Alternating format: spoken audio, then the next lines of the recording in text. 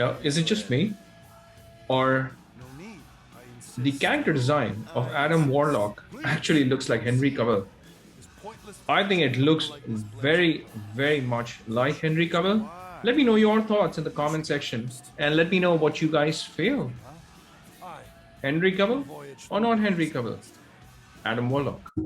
Now, today I am talking about Marvel's Guardians of the Galaxy again. Now, in case you're wondering why am I talking about this, because I've already made a video on this particular game, then, well, hey, it's been recently released and I was so impressed by this game that I actually wanted to make a follow-up video to my previous video. And in this video, I'm basically going to talk about the entire game, not exactly a review, but kind of like an overview of this whole game. So hopefully, after you've seen this video, you will be able to make a decision as to whether you should buy this game or whether you should wait for a discount or whether you should stay away from this game. So what I am going to do is I'm going to pull up the Wikipedia page for this particular game as well. And there are certain elements from the wiki page that I am going to read.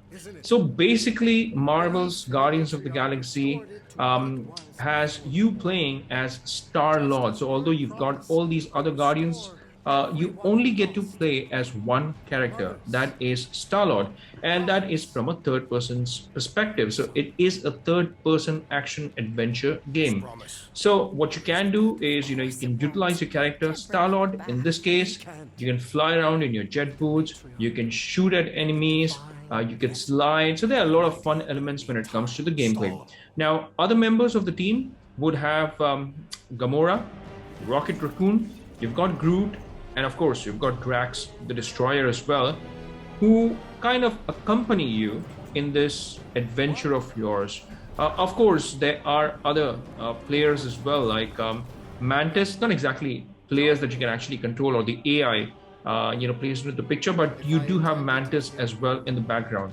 And all these other players, Gamora, Rocket, Groot, Drax, they're not directly playable, but they're controlled by an AI. So they're basically your bot companions. But what you can do is you can issue certain commands to them during combat, and each character has its own unique skills. They have their own abilities, and they can all be chained together to inflict more damage. So it's quite a nice way of integrating this bot companionship element in the game. Quite intelligent, actually. And as you fight your enemies, a meter will build up, and it will also allow your players and even you to upgrade your abilities. There's also a fun element called Team Huddle, where you kind of get this opportunity to motivate your team members. So there are dialogue prompts and options that you can actually choose from. So you can either motivate the team or kind of demotivate them in a way. So that's a fun element in the game. Now, at various points of the game, what you can also do is you can make key decisions via these dialogue trees, and these dialogue trees have an if and then effect because they're if and then branches. So if you select certain options, it will have an impact on the story, it will have an impact on the plot, on the characters, the players around you. So it will affect the relationship that you have with the other Guardians in the team, and also the outcomes of a lot of the missions. So throughout the game, your decision will be referenced by your teammates. So despite of all the branching and the branching dialogues, the various paths, the core story, that remains the same, and the game only has one ending. Now, speaking of the setting of the team and the entire game, now the plot takes away in this time period where you have this massive interstellar war that has left its effect on the entire galaxy. And the entire galaxy is still dealing with its devastating consequences. So what happens is, among those interested in exploiting the situation are the Guardians of the Galaxy. And that's basically the plot of the game. So it's led by Star-Lord, Peter Quill, and then, like I said, you also have the assassin Gamora, you have the weapons specialist and inventor Rocket Raccoon, You have Rocket's loyal partner Groot, and then the legendary warrior Drax the Destroyer. Now, if you've played a lot of RPG games, then you always have these various characters around you. You always have a builder. You always have the muscle of the team. You always have a person who's maybe a diplomat, etc. Um, so it has those RPG elements built into the game, and the characters actually bring this RPG element forward in a beautiful way. And although you're not able to completely control these characters, like I said, you still have them playing a very crucial part in your gameplay. So what basically happens, and getting back to the plot, is while you're trying to scam a wealthy collector, a seemingly harmed, and I'm just reading this off of Wikipedia. So while attempting to scam a wealthy collector, a seemingly harmless bet between two team members inadvertently triggers a small accident, which quickly sets in motion a series of catastrophic events that threaten the peace of the fragile universe unless the team takes responsibility for their actions and eradicates the threat. So basically, this is how the game begins, and it starts. Although I'm not showing those scenes in the exact order because I want you to enjoy the game. It is an enjoyable game, and I would strongly recommend that you do download this game, purchase this game if you can. So the plot basically begins on Peter Quill's 13th birthday, where his mom gives him an element gun left behind by his father. And that same day, Chitauri warriors attack the Quill household. They kidnap Peter, and they also kill his mom.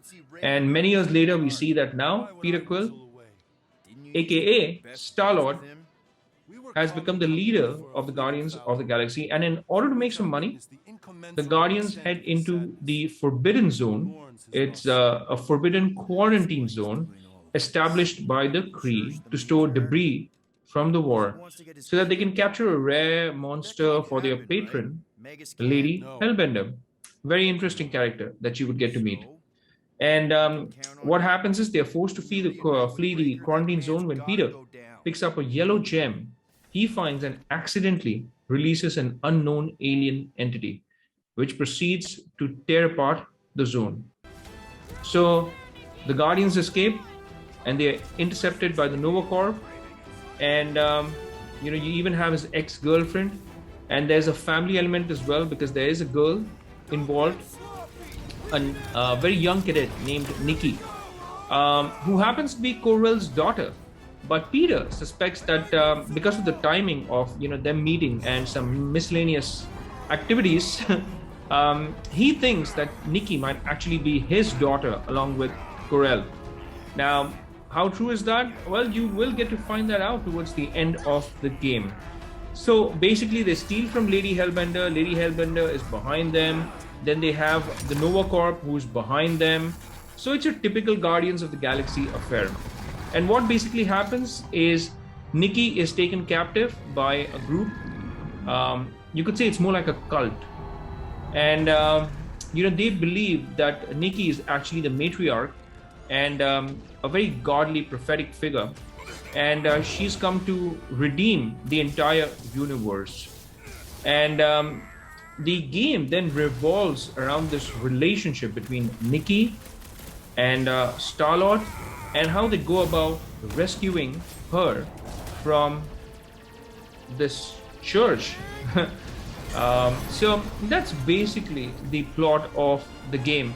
The gameplay elements very interesting, and there's some very cool cutscenes to go along with it as well, and a lot of fun to be had because, like I said, you get to play as Star-Lord, but you can exploit the abilities.